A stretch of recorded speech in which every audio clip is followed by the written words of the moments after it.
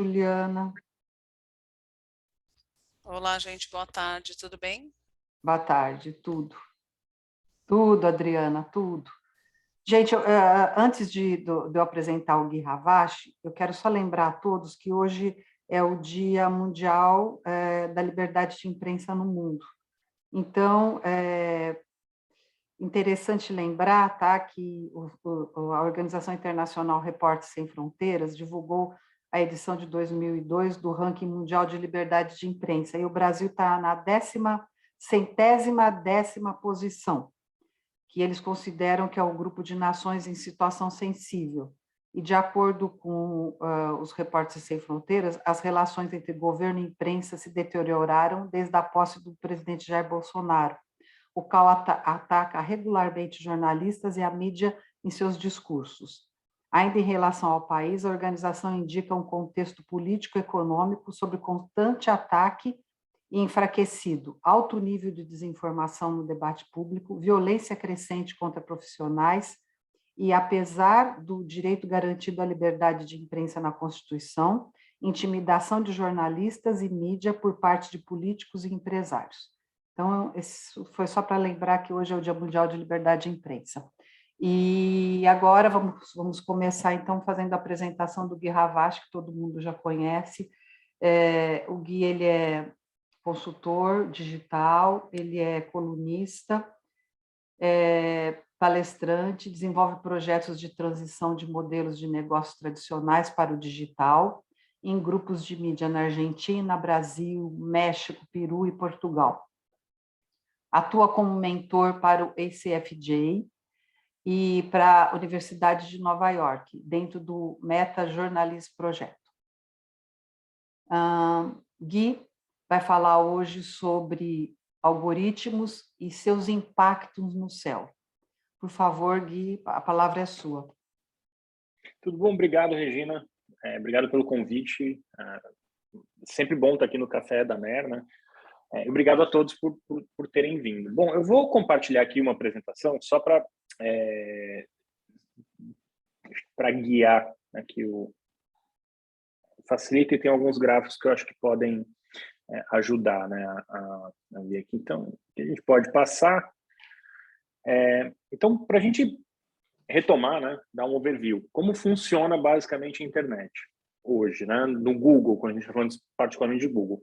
Passa o que a gente chama de spider, né, o Google lê essas páginas, ele crawleia as páginas, ele vai montar um index, então ele vai levar todo o conteúdo da internet para dentro dos servidores dele, e aí um algoritmo vai determinar o que é mais ou menos importante, ou o que deve ser mostrado ou não, quando uma pessoa faz uma busca. Hoje está mais complexo, não é só a busca do Google, né? Muita gente fala, como está o SEO? Não é só SEO, tem o Discover também. Qual a diferença de busca para Discover? E isso é importante. O Discover, ele é o que aparece no celular das pessoas, são as sugestões que o Google dá dentro das plataformas dele. Se você tem Android, quando você abre o Android, as sugestões de matéria que o Google dá. Se você tem Google na sua casa, ele pode sugerir áudio quando você liga a sua aplicação, né? Então, assim, o Discover são os feeds do Google. São as sugestões que o Google dá para as pessoas. E cada vez mais esse tráfego tem crescido. Ele é muito relevante e para muitos publishers, inclusive, bem maior do que o tráfego de busca. E usualmente o tráfego de Discover é o maior tráfego, seguido por busca, depois Google News, e aí você tem o tráfego direto. Tá? O comportamento de teclar na home ou digitar o endereço da home é cada vez menor. Então, esse algoritmo que funciona para a busca e também para o Discover e o Google Notícias é cada vez mais importante. O algoritmo, ele não necessariamente é só de Google, ele pode ser o algoritmo do Facebook, o algoritmo do Twitter ou de qualquer plataforma. Por quê? Basicamente, o algoritmo ele é um conjunto de regras e operações que vão determinar um resultado de um cálculo. Então, o computador, ele está, né, o algoritmo do Google, do Face, seja quem for, ele está fazendo um cálculo para determinar qual vai ser a melhor resposta para aquilo que está sendo buscado. Então, é uma sequência finita de ações, comandos e regras que vão ser seguidas ali para determinar o resultado. Se a gente pegar SEO hoje em dia, eu gosto muito dessa pirâmide da Moz, porque ela resume bem como a gente deveria estar olhando o conteúdo. Usualmente, a gente começa olhando assim, vou arrumar a palavra-chave. E se você observar aqui, está só no meio da pirâmide a palavra-chave. Tem toda uma parte de visibilidade de crawleamento, importância, né, a relevância do conteúdo, e só depois eu tenho palavra-chave. E aí, se você seguir essa sequência, né, dessa pirâmide, você vai ver que o título, a URL, a descrição, né, meta tag, está lá no topo, como penúltimo tema. Então, a gente precisa pensar muito, né, em como esse site vai ser visível, como ele vai estar crawleado, o quanto o conteúdo que eu tenho é relevante. Então, é importante olhar a taxa de clique, quantas pessoas estão clicando dentro do nosso site de verdade. E aí sim, a otimização de palavra é importante. Mas, obviamente, não sei se obviamente, mas para muita gente já está claro, já está bastante clara essa dinâmica de SEO. Eu até já falei aqui em outras ocasiões de SEO e como isso tem impactado os publishers. Então, hoje, eu queria focar mais no funcionamento do algoritmo. Por que eu acho importante entender a lógica do funcionamento do algoritmo? Porque o algoritmo ele parte do princípio que você não tem uma resposta pronta. Você tem uma série de comandos e esses comandos vão determinando o resultado. Só que eles mudam com muita frequência. Então, não adianta, o que hoje funciona, talvez não funcione amanhã, não funcione daqui uma semana, porque o Google está mudando isso o tempo inteiro. Bom, então, para a gente falar de algoritmo mesmo, o primeiro ponto é entender essas três diferenças. Inteligência artificial, que é um campo muito amplo, que é basicamente quando a gente tem um computador se comportando como um robô se comportando de certa maneira como um humano, né? Realizando tarefas que antigamente a gente imaginava que só humanos pudessem fazer. Então, a gente diz que tem o discernimento de um humano. Só que aí eu tenho um outro campo dentro da inteligência artificial, que é o machine learning, que é normalmente usado junto com a inteligência artificial, mas que ele é um subconjunto da inteligência artificial. E o machine learning, ele refere-se a um sistema de IA que pode aprender sozinho com base no algoritmo. Então, esse é um ponto importante. Quando a gente usa machine learning, o algoritmo está aprendendo sozinho com ele mesmo. Sabe quando a gente liga no Google ou conversa com alguém do Google e aí parece que a pessoa não tem a resposta e está sempre enrolando a gente? É porque eles não têm a resposta. O princípio do machine learning é que a máquina aprende com ela mesma. Então, ela está sempre evoluindo, ela está mudando constantemente. É claro que os programadores interferem nessa dinâmica para direcionar o resultado para um lado ou para o outro.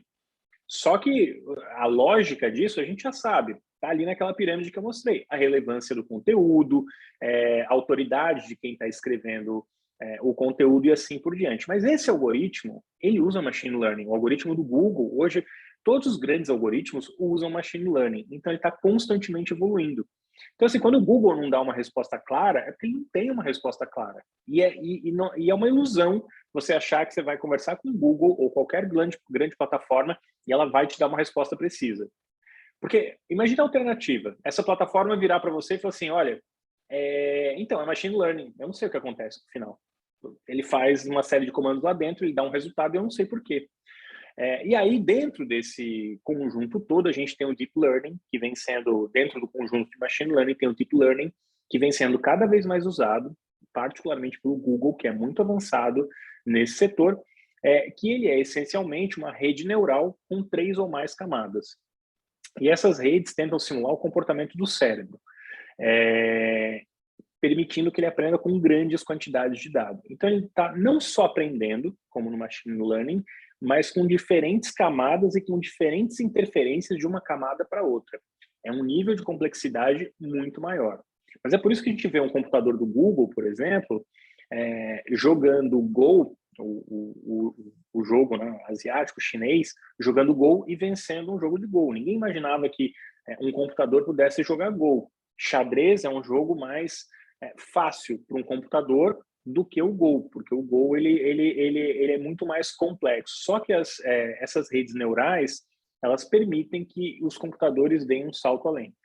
E aí um dado importante, nos últimos anos, o Google tem usado cada vez mais Deep Learning dentro do algoritmo.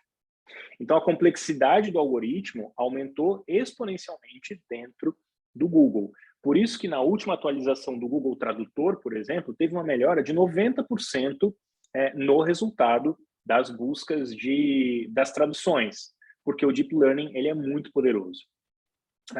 Então, o algoritmo do Google ele é incrivelmente inteligente. Tá? Isso é um fato, a gente sabe. Mas, ao mesmo tempo, ele é muito burro. E é isso que a gente, muitas vezes, na redação, tem dificuldade de entender. Porque o algoritmo ele consegue ler texto praticamente como um ser humano. Ele entende aquelas palavras, mas, ao mesmo tempo, ele é burro porque e ele não é inteligente porque ele não entende o que é o quê. Ele não entende o contexto. Ele sabe ler a palavra. Mas é muito difícil para um computador entender o que é o contexto. Então, por exemplo, a palavra lasanha. Lasanha é o nome de uma cidade, lasanha é o nome de uma comida, lasanha pode ser o nome de uma série de coisas. E o Google tem muita dificuldade de entender o que é o que dentro desse contexto de lasanha. É um exemplo só. E aí isso gera uma série de erros do Google e a gente muitas vezes acaba sendo impactado por esse tipo de erro dentro do Google. Então, assim, o primeiro ponto é o contexto que o computador não tem. Sabendo que o computador não tem contexto, o que a gente faz e funciona, por exemplo? A consequência do Google ficar melhor a entender a linguagem é que as demandas por textos na web aumentaram, o que é bom. Então, a gente tem feito mais texto e o Google tem sido melhor para entender esses textos. Mas um texto mal escrito ou super otimizado, por um determinado período, funciona cada vez menos.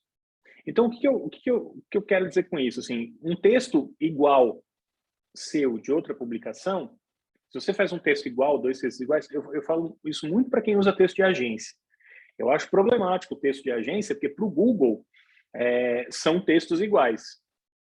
Se são 2 textos iguais, baixa a nota dos 2. Se é um texto de agência, e aquilo vem identificado como um texto de agência, uma capa de agência, todo o juice da página, todo o SEO tende a ir para a página da agência, não para o seu site. Então, do ponto de vista SEO, o texto replicado, copiado ou igual, ou ele joga contra ou não te ajuda nada. Talvez tenha o clique do usuário, só que a gente sabe que cada vez mais a gente precisa performar bem no Google.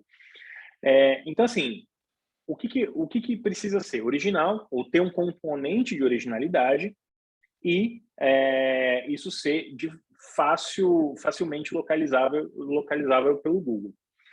Bom, o Google é inteligente para entender o que está lá dentro como palavra, e se aquilo é copiado, não é copiado, e assim por diante. Mas o Google também é burro. Então, o Google ele precisa de ajuda para entender o que está dentro da página, para entender o que é o que dentro da página, dentro dos sites. Então, e aí principalmente saber o que é mais importante e o que é menos importante. E aí tem uma plataforma chamada Schema. O Google é um dos apoiadores dessa plataforma, que é basicamente uma organização que desenvolve metadados específicos para identificar o que dentro da página. Então, seu time de tecnologia vai lá desenvolver a página e tem que colocar os marcadores, né, de esquema. Marcador de autor, marcador de tipo de conteúdo, marcador de vídeo. Muitas vezes eu encontro site que, assim, você olha o site está super bonito. Só que o site não é só para a gente olhar. A gente gasta muito tempo pensando em design, como se fosse uma revista ou um jornal. E não é.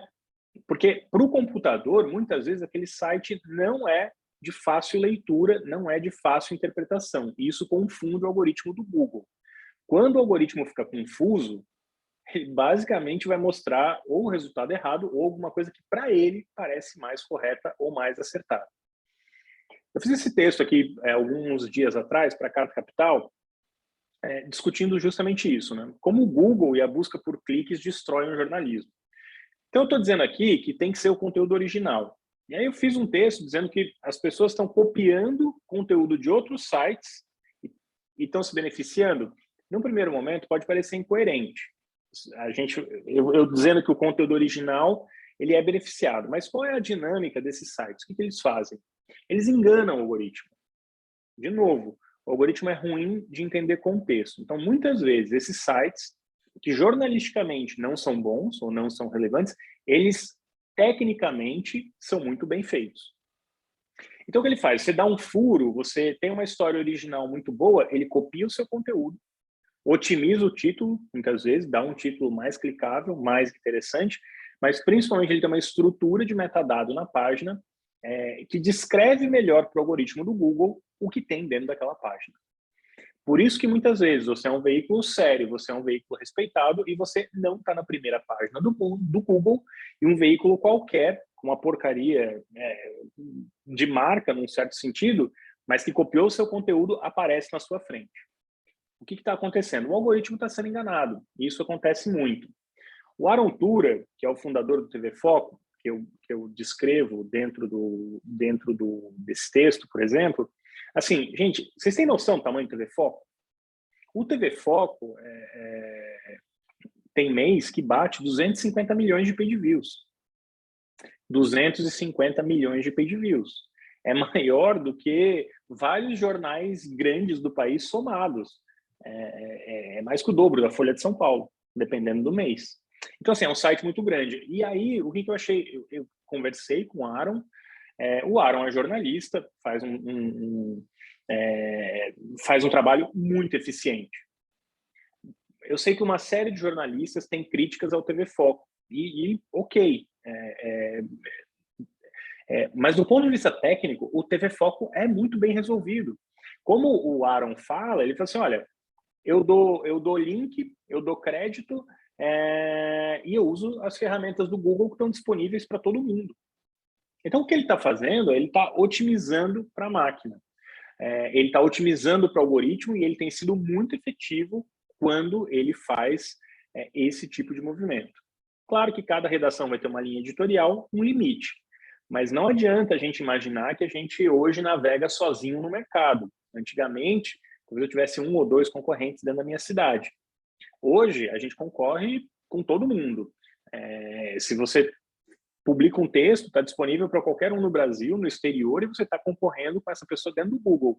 E o que vai determinar se você vai aparecer ou não é justamente o algoritmo. Então, essa necessidade de estar pensando no algoritmo e produzindo para o algoritmo é cada vez maior. Mas, de novo, ele não está só na palavra-chave, está em toda a estrutura do site, metadado, como você faz o título, como estão as fotos indexadas e assim por diante. Eu sempre, apesar de eu estar falando de SEO aqui, gente, eu acho que eu sempre tenho um pé atrás com SEO. Tanto que eu acho que assim, tem um trabalho enorme de SEO, a gente pode fazer, mas o ponto é que muda muito. Em 2020, que foi o ano que o Google divulgou o número, né? Ele fez 4.500 alterações na pesquisa ao longo de um ano.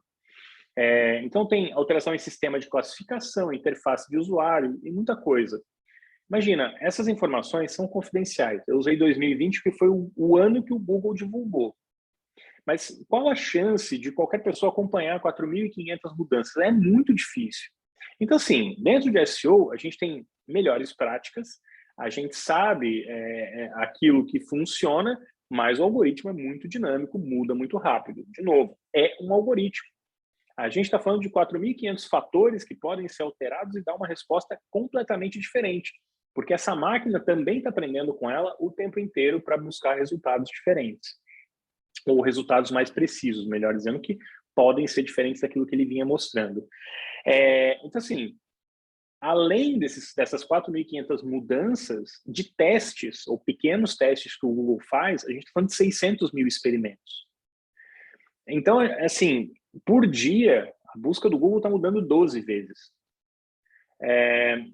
Não é por uma... Assim, todo mundo que eu converso, né, de internet, fala assim, mas eu parece que eu aprendi, mudei, fiz, e agora já mudou tudo de novo. E é isso mesmo, está mudando o tempo inteiro.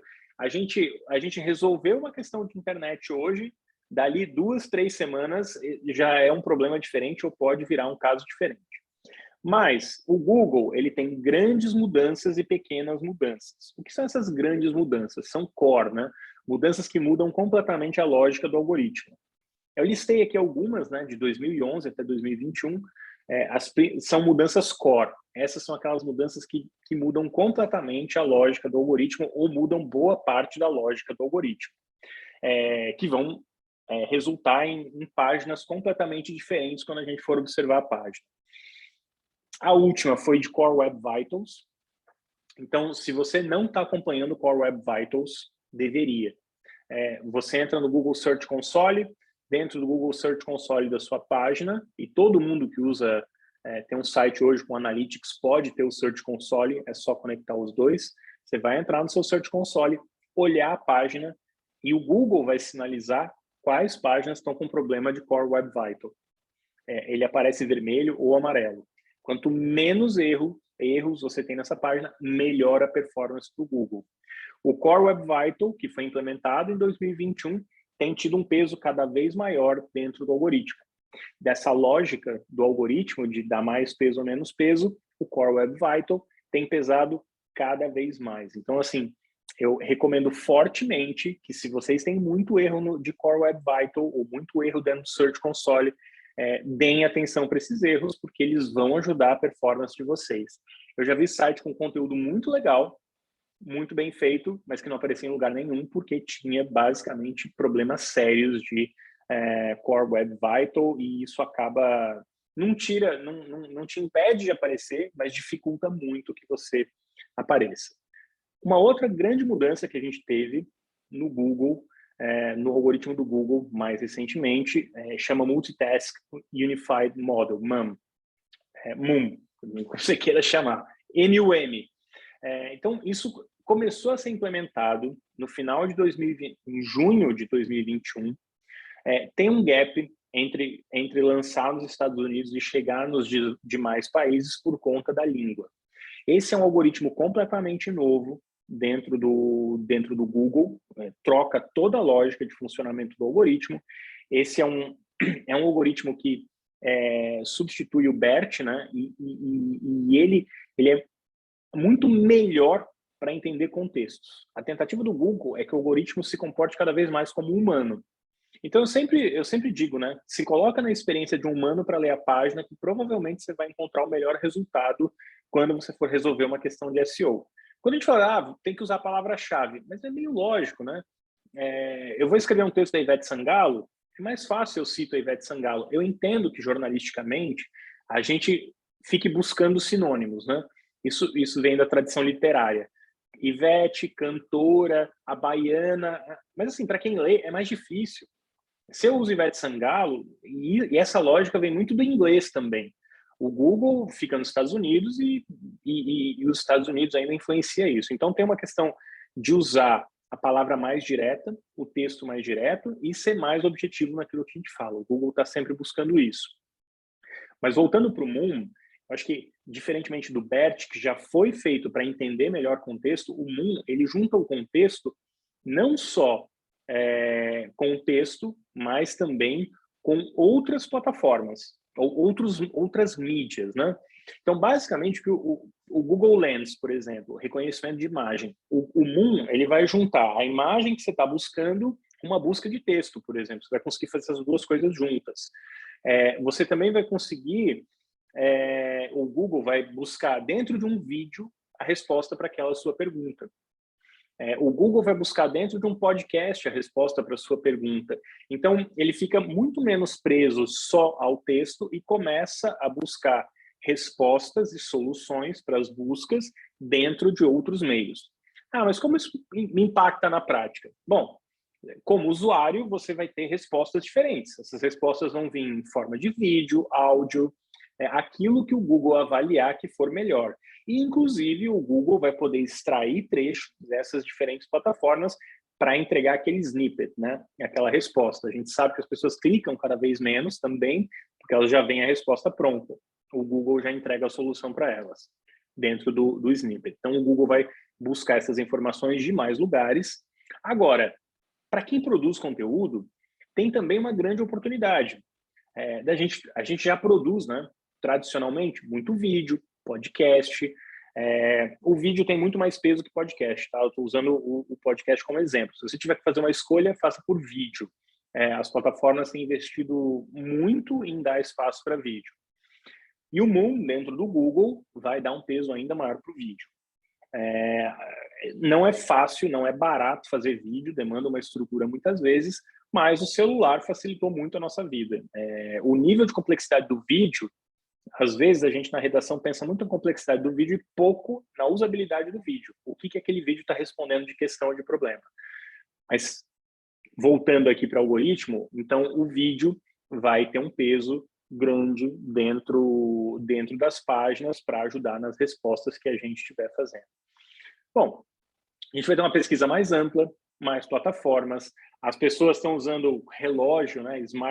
Relógio smart, óculos agora que vem com câmera. Então, também é uma maneira do Google tentar integrar uma série de plataformas novas, mais amplas e entregar respostas também nessas plataformas. Se a gente estiver usando um óculos, né, como o Google tem desenvolvido e outras plataformas estão desenvolvendo um óculos, dificilmente essa resposta por meio de texto vai ser efetiva.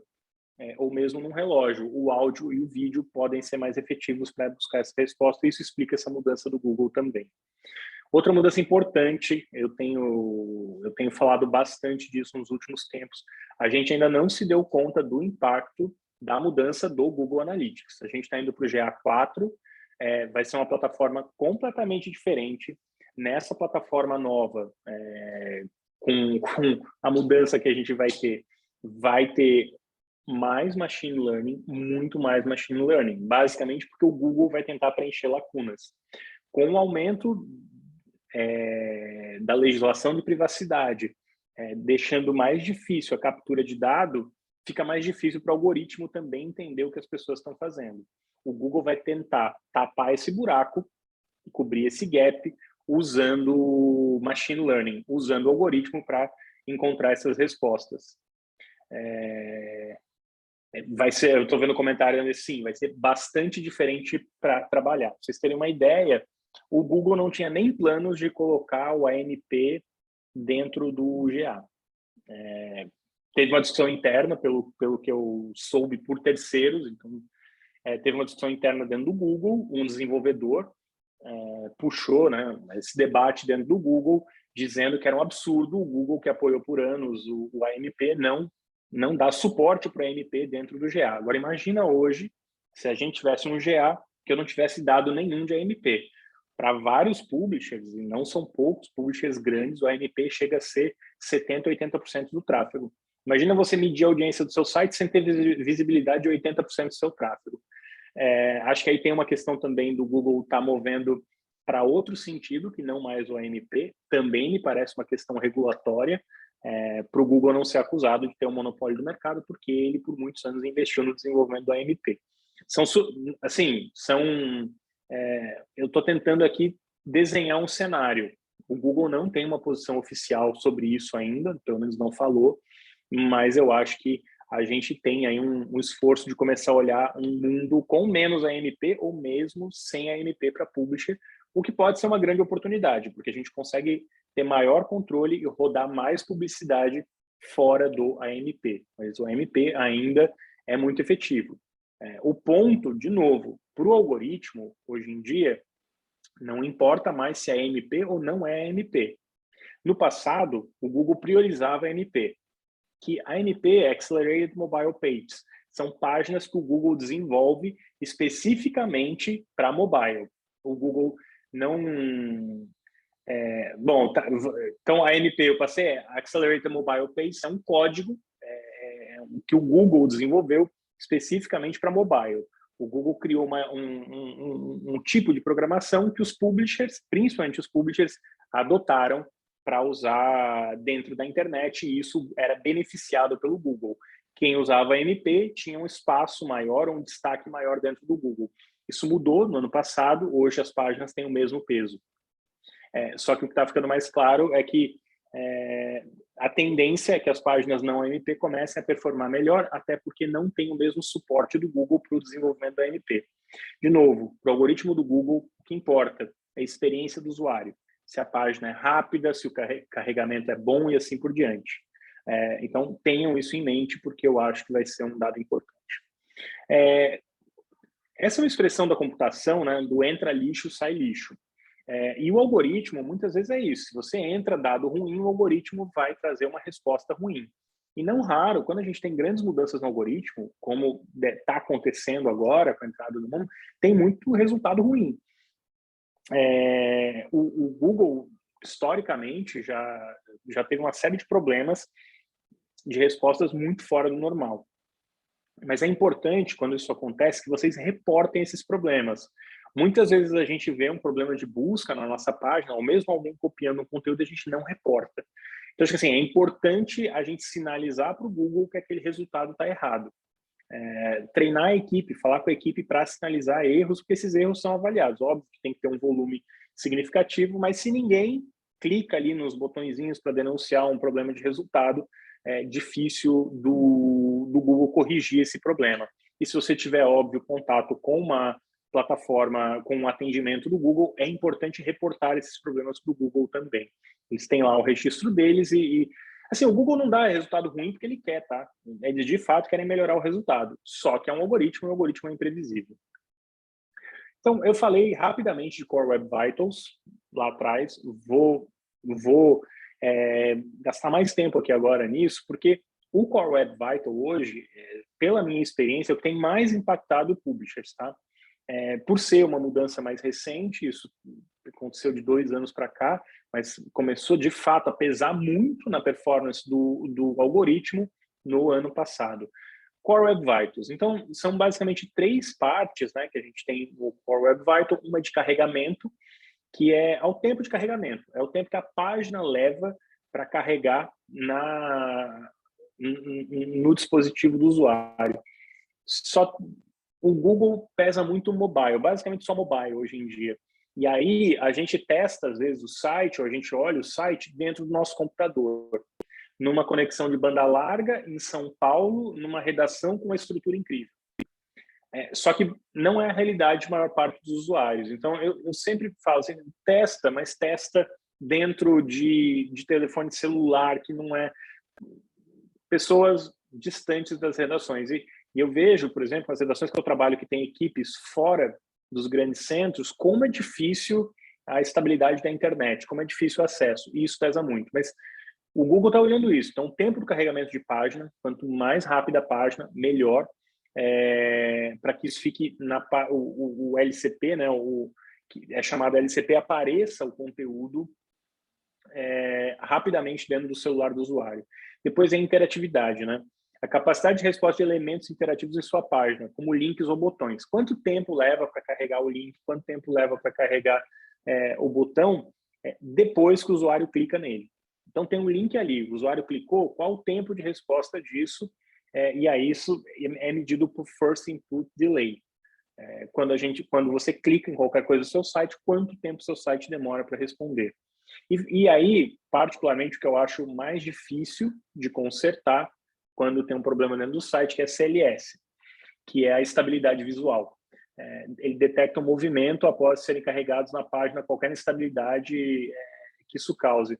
O que acontece? Quando a gente abre a página, já viu? A página carregou. Aí assim, vou começar a ler. Aí a foto ou o título começam a correr. Isso é difícil de consertar, num certo sentido, na página, mas para o usuário a experiência é muito ruim, porque carregou. Aí eu começo a ler, a página começa a correr. E aí eu tenho que estar tentando ajustar isso dentro do telefone celular ali para ler. Isso pesa muito no resultado e o Google tem tirado bastante peso das páginas que tem esse problema. E é um problema que, normalmente, quando acontece, ele acontece em todas as páginas do site, né? Ele tem um impacto muito grande. E o algoritmo está olhando isso, ele está olhando a questão de CLS. Ferramentas. Eu acho que tem uma série de ferramentas aqui que eu listei, todas são ótimas. Eu gosto particularmente do SEMrush, mas assim, o Moz também tem um trabalho muito consistente de otimização de página, de aprimoramento de página. Eu acho que vale ter uma ferramenta de SEO para que você consiga fazer um acompanhamento do seu trabalho. Estou vendo aqui uma pergunta da Ana, né? Quanto tempo de carregamento e interatividade? Quanto vale a conexão do usuário e quanto vale o servidor do site para medir essa variável? Olha, é uma resposta que o Google dá, tá? Por isso que é importante olhar pelo GSC. É óbvio que uma conexão lenta ela vai piorar a experiência do usuário. Mas o Google, a minha sensação é que olha muito a média e ele mesmo faz esse cálculo da onde está o usuário, qual o tempo de resposta. Um número crescente de sites, por exemplo, tem usado o CDN, um Content Delivered Network. Então é como se fosse uma rede, como se fosse não, é uma rede de computadores e esses computadores ficam mais próximos das casas das pessoas. Então, o UOL, por exemplo, o servidor do UOL fica em São Paulo. Então, ou se você citei o UOL aqui, mas vamos pegar qualquer site. Você tem o seu site. O seu site fica em São Paulo e o seu servidor fica em São Paulo. A pessoa que mora no Amazonas vai buscar esse conteúdo no computador que está em São Paulo, carregar no Amazonas e volta para São Paulo para cada informação que ele demanda. Se eu tenho uma CDN, como existem várias hoje já no país, o conteúdo, essa página, fica hospedada num computador mais perto do Amazonas. Tem vários computadores de CDN espalhados pelo país, mas ele vai ficar, por exemplo, em Manaus. E aí, lá em Manaus, ele vai até Manaus, busca informação e volta. Esse tempo, né, hoje, dentro da internet, tá em Manaus e não tá em São Paulo, faz muita diferença. Hoje, por exemplo, Fortaleza é um lugar que tem CDN, Recife também tem muita CDN, para encurtar o caminho para o usuário. Então, tem sim, né, Ana, um impacto da velocidade do usuário, mas o Google está medindo isso dentro da CDN dele também. Então, o Google está medindo a velocidade desse carregamento nos testes que ele faz usando a sua página também. Não é uma resposta simples, tá? O Google também não abre. E essa é uma dificuldade que a gente tem dentro de SEO. O Google, ele não é transparente do tipo, olha, eu mudei isso, ou isso é o que está acontecendo, ou qual é o peso que cada fator tem no algoritmo. E eles fazem isso por uma razão simples. Se eu sei o que funciona melhor, é muito mais fácil eu enganar o sistema. Então, é basicamente por uma questão de segurança que o Google não abre tanto as informações sobre essa plataforma. Para quem quiser se aprofundar, né, na questão de algoritmo e do impacto do algoritmo no dia a dia, esses são 3 livros que eu recomendo muito, tá? O Hello World ele mostra como funciona algoritmo, fala um pouco da história dos algoritmos, como eles surgiram, desenvolvimento, até as aplicações hoje no dia a dia. Depois tem o Competing in the Age of AI, que é como machine learning, deep learning estão impactando todos os negócios. Eu sempre falo que se a sua empresa não é digital, ela vai ser digital. Não tem negócio que não vai ser impactado pelo digital. E aí o digital tem a questão do crescimento exponencial, né? Quando você digitaliza um processo, ele pode crescer exponencialmente. Então, quando a gente produzia um jornal, né? Eu lembro quando eu trabalhei na Folha, ficava feliz. 1 milhão de pessoas leram o jornal, ou 250 mil de tiragem. Só que hoje, assim, tem texto meu, né? Que eu publico e quando vai bem no Google, tá, chega em mais de 1 milhão de pessoas. Então, assim, o alcance do que a gente faz ficou muito maior. Então, e o digital permite isso. Como o jornal durava um dia e hoje o que eu produzo tá lá no Google, né? As pessoas dão uma busca e encontram. Então, assim, o digital ele permite esse crescimento exponencial e o Marco Yanciti, que é um estudioso de inteligência artificial, mas também de negócio, mostra como o impacto que tudo isso tem.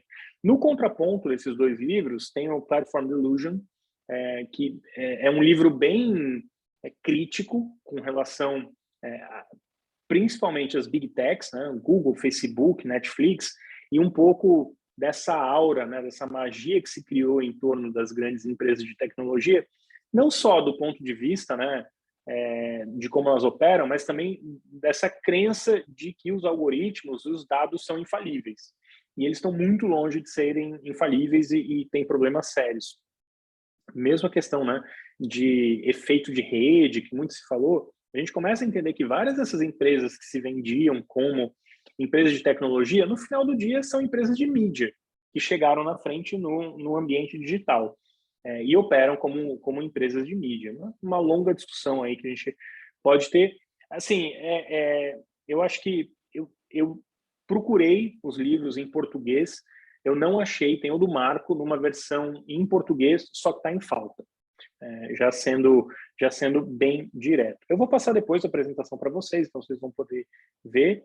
E para finalizar, tem esse vídeo aqui do Google, é um vídeo de 1 hora, eu selecionei só um trechinho para ilustrar um pouco do que eu estou falando de inteligência artificial e do desafio que a gente tem no Google.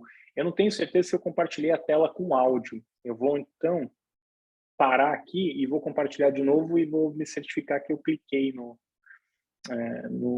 compartilhar com áudio. Acho que agora vai. Bom, vou dar play aqui, qualquer coisa vocês me avisem. It actually works for users. No, I don't think we had that particular problem. Even though we've launched a whole series of changes over the years that have, I think, meaningfully and materially improved the search result sets. I'm here to tell you that search is far from a solved problem. In fact, There's actually no end in sight in terms of when this will actually be solved.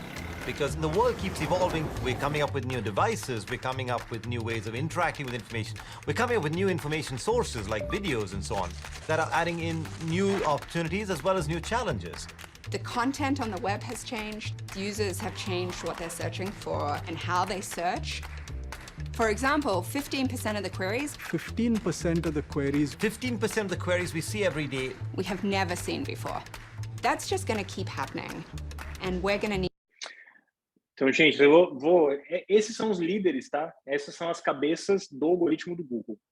São 2 bands, os 2 bands, eles estão no Google desde a fundação do Google, os 2 primeiros personagens que apareceram falando, e eles são os responsáveis por desenvolver o algoritmo do Google. Eles mesmos falam que está longe de ser uma questão resolvida ou longe de funcionar. E aí tem um dado fundamental, 15% de query, né, das buscas que são feitas hoje, 15%, gente, todas as buscas feitas são de conteúdos que nunca foram procurados antes.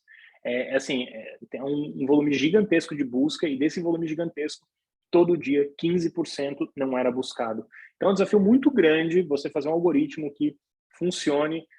Então, talvez o meu ponto aqui é, se você hoje está sofrendo porque o algoritmo muda muito, não é só você, mesmo dentro do Google, isso é uma questão como é em todas as empresas. É muito legal esse vídeo do Google, um videozinho de 1 hora, contando desde a história do Google, como o algoritmo se desenvolveu dentro do Google. Como eu estou aqui nos Estados Unidos, ele deu a legenda em inglês, mas ele tem a versão em português também que eu testei. Dá para vocês alterarem, assistir o vídeo legendado. Eu recomendo, porque entendendo a lógica do Google, fica muito mais fácil da gente se preparar para as mudanças ou se ajustar às mudanças. Eu acho que é muito uma questão de percepção, assim, de algoritmo. Cliquei aqui sem querer, gente. Bom, eu vi que tem uma pergunta aqui, já vou... deixa eu abrir a tela aqui. Chat. Sérgio, né, está perguntando. Nossa editora distribui conteúdos via RSS Feed para diversos portais, blogs, sites. Nosso conteúdo é atualizado diariamente e todos os parceiros recebem o mesmo conteúdo que abrem dentro da plataforma do parceiro, sem link externo, e são devidamente creditados à nossa editora. Dúvida. Esse modelo de distribuição de conteúdo pode prejudicar o ranqueamento no Google ou mesmo o SEO do site parceiro? Sim, pode. Gostaria de ouvir isso. Pode e pode prejudicar muito, tá? Todo conteúdo que é copiado, se ele é copiado, ele é lido pelo Google como um conteúdo igual ao outro. E aí o Google tem uma política muito dura com relação a content farm. No passado, o que os donos de site faziam, né? Os maliciosos? Eles basicamente pegavam o conteúdo, abriam 25, 30 sites, às vezes, na verdade, dependendo de quem fizesse, eram 5.000, 6.000 sites, exatamente com o mesmo conteúdo para ficar rodando publicidade e tentar ranquear no topo do Google. Para evitar isso, o Google implementou essa norma de Content Farm para evitar conteúdo igual. Como se resolve isso? Essa página significa que você não pode copiar conteúdo? Não, você pode copiar o conteúdo. Tem dois jeitos. Para dar o conteúdo idêntico, igual, você precisa ter um canonical. É uma indicação para o Google, é um código que você coloca na página, dizendo para o Google que sim, eu estou copiando o conteúdo dessa outra página. E aí o ranqueamento dessa cópia, ou justo dessa cópia, deveria ir para a página original. Eu já vi problema, por exemplo, de site que fez migração e aí ficou a versão nova e a versão antiga. E os dois sites foram prejudicados porque o Google leu como um site sendo cópia da outra. Tem um terceiro problema aí, tem uma ferramenta chamada Copyscape. Eu acho que vale rodar em algumas páginas do site, quando você tem um site, para ver se não tem sites piratas copiando seu conteúdo. É muito comum em entretenimento isso acontecer. Se coloca um robô para copiar o conteúdo que é produzido. Quanto? Tudo. Tem site que hoje está completamente copiado dentro da internet. Eu descobri isso alguns anos atrás, por um acaso, porque eles copiaram tão bem o site que eu cuidava, que eles copiaram até as tags de audiência. E eu vi a audiência do meu site disparar e falei, o que está acontecendo? E aí eu vi no topo uma URL que não era do meu site, dentro do meu site. Porque eles copiaram até a tag do Google Analytics.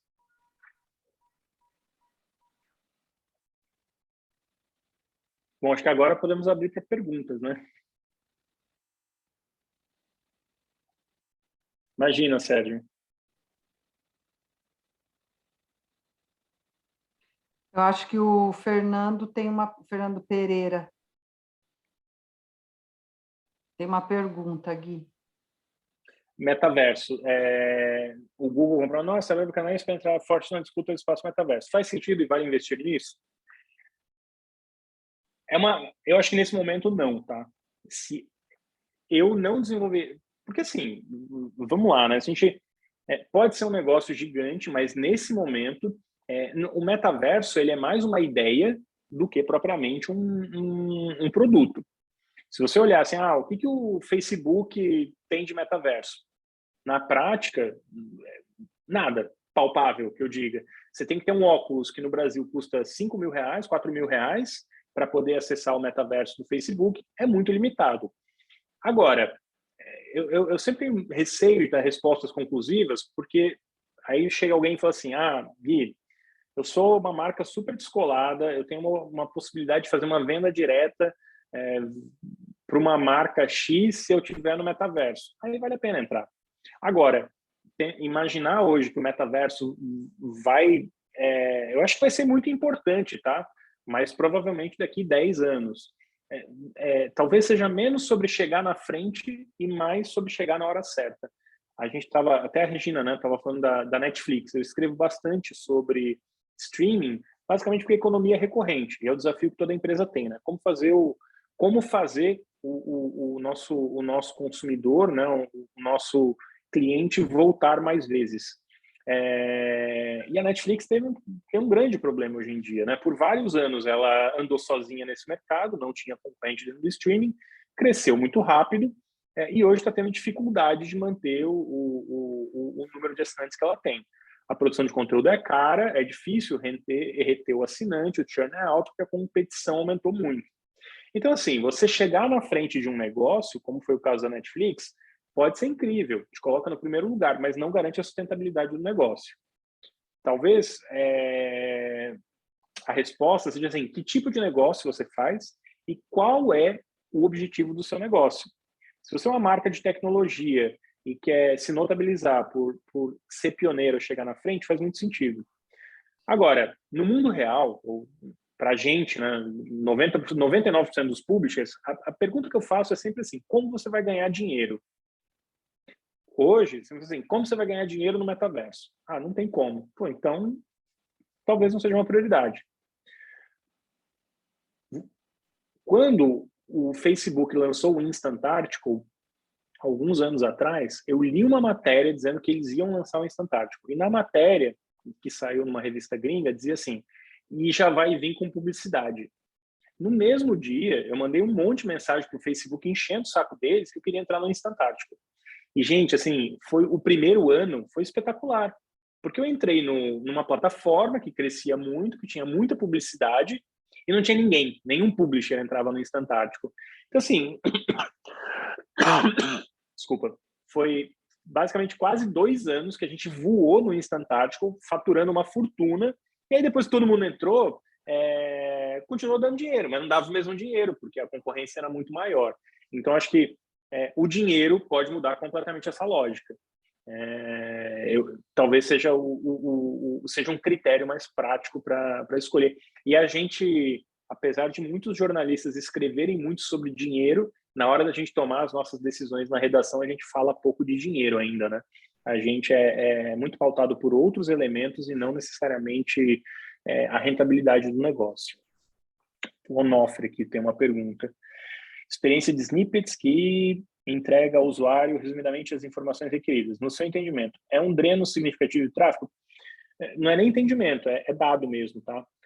A gente já sabe que as pessoas clicam cada vez menos para ler o conteúdo.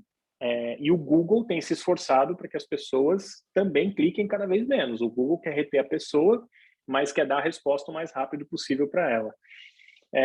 Faz sentido para o buscador reduzir o potencial de geração de recursos do publisher via publicidade e, com isso, a sustentabilidade de sua geração de conteúdos? Em última análise, contribuindo negativamente para a geração de novos conteúdos com a qualidade necessária? Eu acho que, assim, a gente tem um olhar romântico ainda sobre o jornalismo, muitas vezes, tá? Eu percebo, quando eu converso com os publishers, que eles como se eles imaginassem que o conteúdo jornalístico fosse essencial para a sobrevivência de alguma plataforma. E não é. Hoje, assim, o notícia dentro da busca do Google, pelo menos a última vez que eu ouvi esse dado, eu ouvi uma pessoa do Google, representa 2% das buscas, tá? 2% das buscas. Dentro do Facebook, o próprio Facebook no passado já tirou notícia do feed, né? Não aparecia notícia, não tinha impulsionamento nenhum. Então,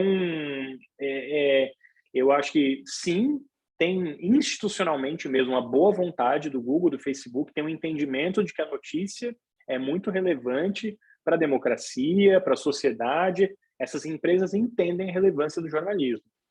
Mas entre o entendimento institucional e a real necessidade para o negócio, tem uma distância. O Google, o Facebook e essas grandes empresas hoje de mídia vivem tranquilamente sem jornalismo. É um fato. Por isso que me preocupa quando a gente tenta buscar caminhos para o jornalismo que dependam de terceiros. O que eu quero dizer com isso? Assim, vamos fazer uma legislação que o governo dê dinheiro para o jornalismo. O Canadá fez isso. Eu morei no Canadá, né? Tava ano passado. No seu imposto de renda, você pode abater, você abate as suas assinaturas do imposto de renda. É um jeito de você incentivar as pessoas a assinar. Tem um fundo do governo do Canadá para jornalismo, só que hoje tem uma briga tremenda no Canadá, porque os veículos mais próximos do governo aparentemente estão sendo beneficiados por esse fundo, porque não tem transparência de como o dinheiro é dividido e usado. Então, acho que esse uma grande questão que a gente tem aí no jornalismo para resolver. Estou vendo aqui mais uma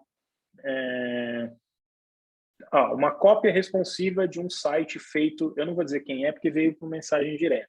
Uma cópia responsiva de um site feito para desktop pode prejudicar o ranking deste site no Google? Eu não sei se eu entendi bem a pergunta. Se o site... Para o Google, o que importa é a experiência do usuário, tá? Ele vai olhar mobile, então acho que o site ele tem que ser pensado para mobile. O Google está olhando o site hoje da perspectiva do mobile e 80% do tráfego, 90% do tráfego é mobile, dependendo do site. Site de grande volume é 80%, 90% mobile quando é a notícia, na minha experiência. Se você tem um número muito alto desktop, o UOL, por exemplo, tem um número muito alto desktop, é porque ele tem um padrão de uso de quem está no trabalho e assim por diante. Mas eu acho que são mais exceções do que regras.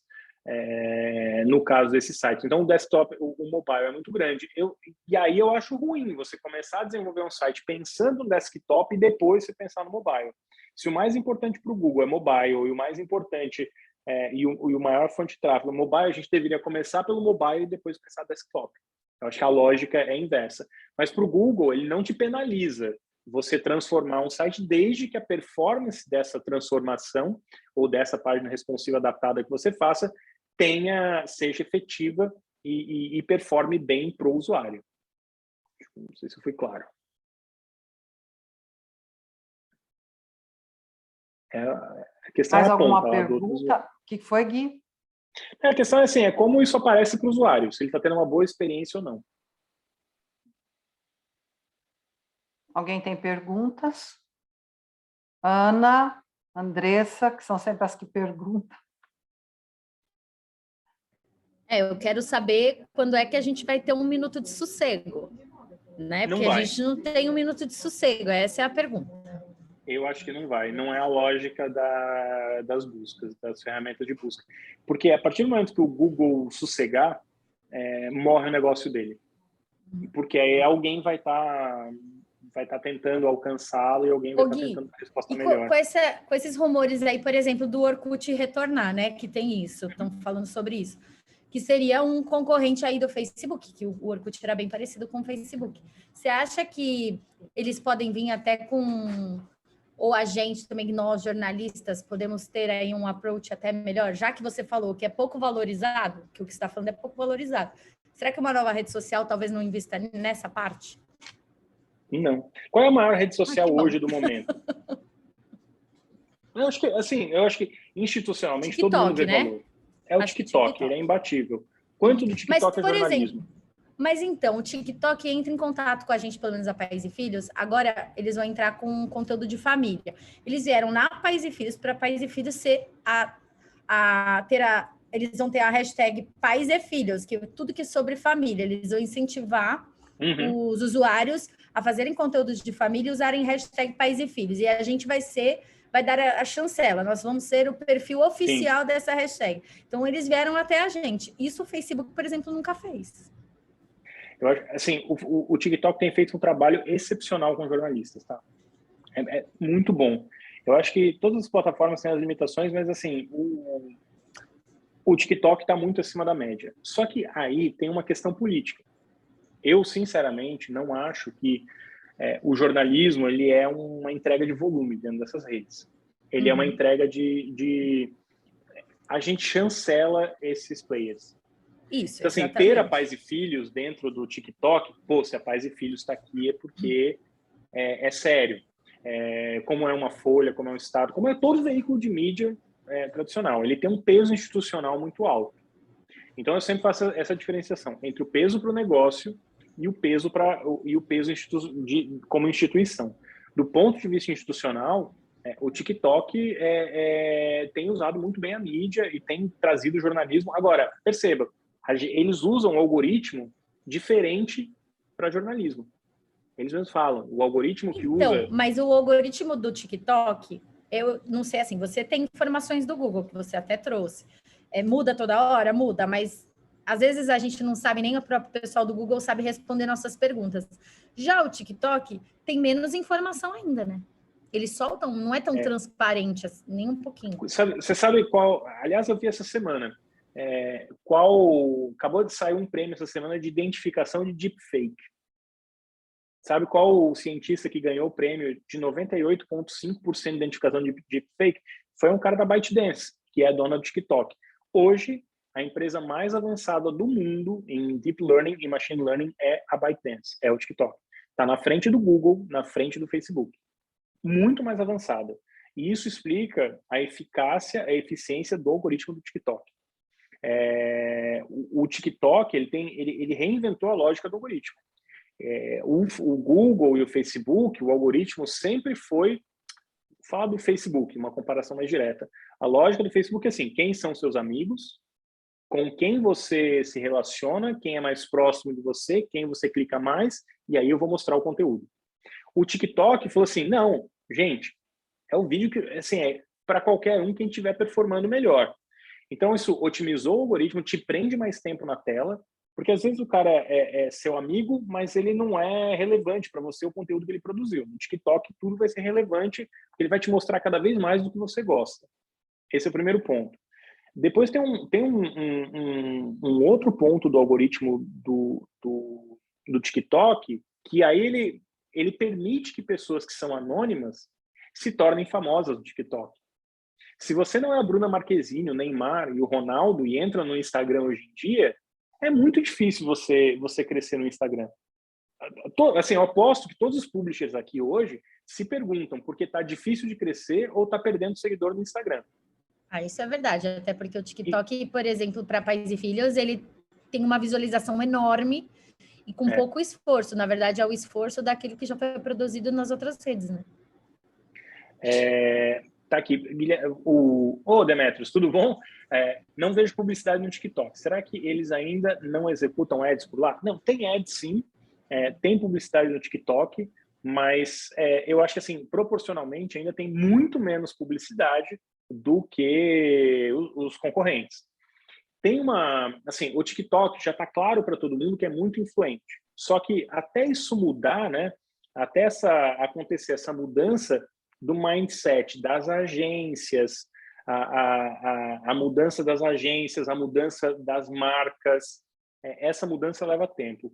E, historicamente, o Google e o Facebook têm relações muito fortes com os anunciantes, com as marcas e com as próprias agências. É muito arriscado para uma marca pegar o dinheiro dela e colocar numa plataforma nova. Tem algumas marcas que saem na frente, estão colhendo resultados muito bons com isso, mas proporcionalmente eu acho que ainda é muito pouco anúncio. Mas assim, eu estou nos Estados Unidos, Demétrio, e aqui eu vejo muito mais anúncio no TikTok do que quando eu estou no Brasil. Então, acho que é um mercado mais maduro do ponto de vista comercial também. Eu acho que isso explica um pouco não ter publicidade, mas eu acredito que esse dinheiro está migrando para lá. Mais uma pergunta aqui. Regulamentar algoritmo no Brasil poderá controlar fake news? Não. Eu acho que, inclusive, tem um grande risco da regulamentação, porque é uma corrida de gato e rato, né? Então, o Google, todo mundo que tem um algoritmo está sempre tentando mudar e melhorar o algoritmo, justamente para evitar que o algoritmo seja sequestrado, né? Que ele seja usado de uma maneira negativa. A partir do momento que eu congelo as regras do jogo, você vai ter o mocinho sem poder fazer grandes alterações daquilo que ele tem como algoritmo. Enquanto o bandido pode fazer a alteração que ele quiser e usar o artifício que ele quiser, o argumento que ele quiser. Então, acho que, desse ponto de vista, pode ser arriscado. Mas o meu ponto eu não acho ruim ter a regulamentação. A questão sempre é que tipo de regulamentação e como ela vai ser implementada e fiscalizada. Eu acho que essa é a grande questão. Se uma coisa que a gente já aprendeu, né, no Brasil, assim, o problema não é ter ou não ter a legislação. A gente tem a agência reguladora e as agências reguladoras podem funcionar ou não. No caso da Anatel, Anvisa, umas são mais efetivas e eficientes que outras.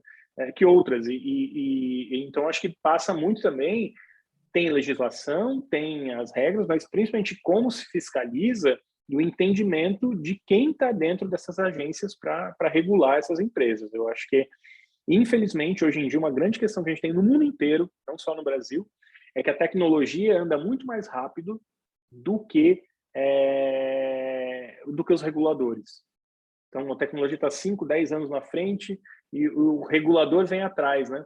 Assim, se aprovou nos Estados Unidos a compra do WhatsApp pelo Facebook e agora esse mesmo órgão regulador que aprovou a compra está tentando voltar atrás e falou assim, não, eu errei, não era bem isso, agora estou vendo que não funcionou exatamente como eu imaginava. Mas a verdade é que o órgão regulador aprovou a compra do WhatsApp, aprovou a compra do Instagram e de várias outras empresas, né? E hoje está tentando voltar atrás. O que, do ponto de vista jurídico, é até questionável. Se o órgão já aprovou, é complexo voltar atrás 3, 4 anos depois. Não é que isso foi uma decisão de 30 anos atrás, né? Uma última pergunta. Guilherme, você fala não para tudo? Porque toda pergunta você respondeu não. Eu quero saber quando é que você vai falar sim para gente. Não. Olha, você Mas as pessoas têm dificuldade de dizer não, né? E eu não Você tenho não esse tem problema. nenhuma. Não, eu não tenho. Eu acho que é por isso que eu estou fazendo o que eu faço. A gente fala muito sim na redação, e talvez hoje o grande problema nas redações, em vários lugares, mas de redação a gente está mais próximo, a gente fala muito sim e pouco não. Então a gente perde foco, a gente acaba fazendo 25 coisas ao mesmo tempo. Alguém, tem metaverso, né? Para citar o exemplo aqui. Tem metaverso. Agora vamos fazer metaverso. Aí dali Nossa, eu 3 acabei meses, de comentar falando, eu quero já ver meu bonequinho no metaverso fazendo live. E eu acho que assim, não tem problema você fazer isso se estiver dentro de uma estratégia, mas é difícil hoje, dentro de uma redação, a gente falar não, né? Assim, não vamos fazer isso. O digital fez isso com a gente, né? Porque fez a gente provar a questão para ver se dá certo, né? Para aprovar. Então, é muito isso. O digital tem essa necessidade de testar. Você tem que testar. Como é que você vai saber? Você tem que testar e vai acumulando, realmente. E é uma lógica oposta daquela que a gente tinha no jornal, na revista. Assim, espaço determinado. Uhum. Eu falei não para anunciante muitos anos atrás, né? Chegaram mais 5 anunciantes. Não tem mais espaço. Uhum. Acabou, não dá para botar mais página. Ótimo, áureos tempos, era ótimo, mas eu acho que o ponto é assim, a gente falava não e a gente determinava as regras do jogo. No digital, a gente também passou a ser muito flexível demais, talvez até num certo sentido. A gente se coloca numa posição de inferioridade, do tipo, então o digital é melhor, então o Google sabe tudo, eu não sei nada, o Facebook sabe tudo, eu não sei nada, ou qualquer grande player, né? Como se eles estivessem numa... E o livro que eu citei lá, do Delusion, né? Ele fala muito disso, assim, como essas empresas, do ponto de vista de marketing, se venderam muito, muito bem, assim, não só a Google, as empresas que vendem tecnologia, né? As empresas que chegam assim, eu tenho aqui um paywall que se você colocar, você vai ganhar dinheiro. E aí o cara te mostra dados, então vai colocar. E muitas vezes, o que você ganha com a assinatura não paga nem o custo da ferramenta. E hoje tem publisher que está nesse dilema. Então, eu acho que tem essa... Eu estou tossindo, gente, eu tive Covid semana passada, ainda não estou 100%. Mas eu... Não, mas para mim tá bom. Bem. Por mim tá bom, que tem outra reunião com você agora, mas para mim tá bom. Tá bom, gente. Então, o Gui vai voltar outras vezes. Ele é o palestrante que mais volta na NER. A gente adora ter o Gui aqui, sempre é muito bom, sempre é esclarecedor. E para a NER você sempre fala sim, você não fala não, viu? Tá vendo? É só para contrariar a Andressa agora, viu, Andressa? Então, a semana Deixa ela que conviver vem, mais um pouquinho que ela vai ver quantos não que vem. Viu? A semana que vem a gente vai ter o case Pais e Filhos, monetização de conteúdo, com a Adriana Cury. Ela vai contar tudo que ela fez com a revista e todas as transformações que a revista sofreu e toda a monetização que ela conseguiu. Acho que vai ser muito interessante. É uma coisa nacional que vale muito a pena vocês assistirem. O Gui, inclusive, já disse que vai estar aqui a semana que vem. Então, já estou convidando todos vocês, tá? Para estarem aqui. Eu quero agradecer imensamente ao Guilherme Ravache, sempre nosso parceiro, sempre nosso amigo, sempre trazendo muito conhecimento e elucidações. Muito obrigada em nome da NER, em nome de todos que estão aqui presentes. E até uma próxima, tá, Guilherme? Obrigado, Regina. Obrigado a todos. Ai, que linda, Maria Clara!